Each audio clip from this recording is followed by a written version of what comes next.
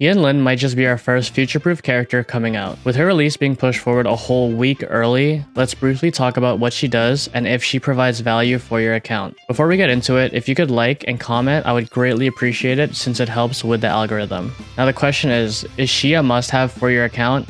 And the answer is, it depends. If you have Kuro and plan on pushing him to his limits, then she is the perfect support for him, especially if you use Sanhua for him currently, who is the most high demand sub DPS for almost every other team in the game right now. If you don't have or use Kuro and plan on using her as a main DPS or sub DPS for someone else, it's not optimal, but you could make it work. So let's see how her kit works before discussing further.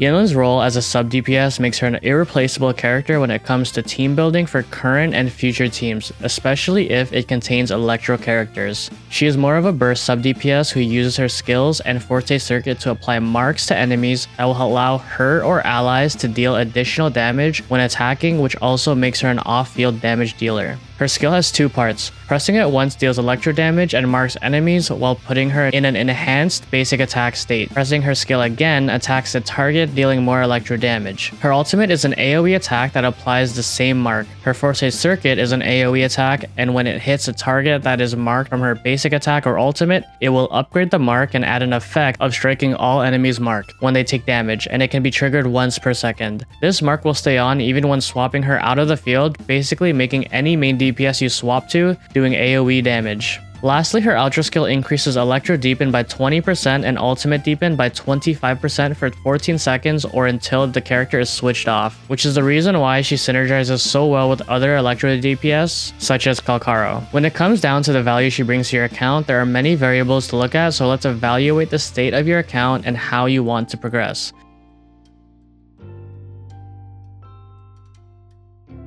Yinlin is a type of character to get better as more characters come out, especially if they're Electro. She'll be the best in-slot sub DPS for almost every Electro main DPS, since she'll provide them with additional Electro damage, ultimate damage, and an AoE damage effect when off-field, helping them dish out more overall DPS. Her ability to essentially give another character AoE damage makes her able to fit in even teams that don't have an Electro main DPS, so just slap her on as a support for any main DPS you own, and enemies marked by her will slowly die in the background during fights.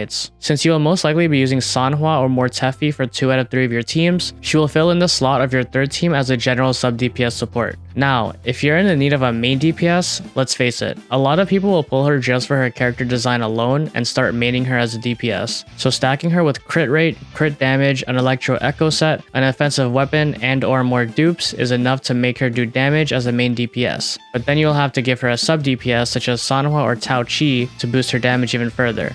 In summary, the value she brings comes from her versatility as both a sub DPS and potential main DPS if needed. She makes Kuro one of the most meta units for the foreseeable future, greatly increasing his damage potential. She is viable as a sub DPS in almost any team as someone who gives an additional off-field AoE damage. She is also viable as a sub DPS in almost any team as someone who does additional off-field AoE damage. I guarantee that she will age like fine wine and be a staple support for all Electro teams in the future. Are you still stumped about what role you should place her in on your team? If you want to learn the best team building strategies as well as combat rotations, watch this video next.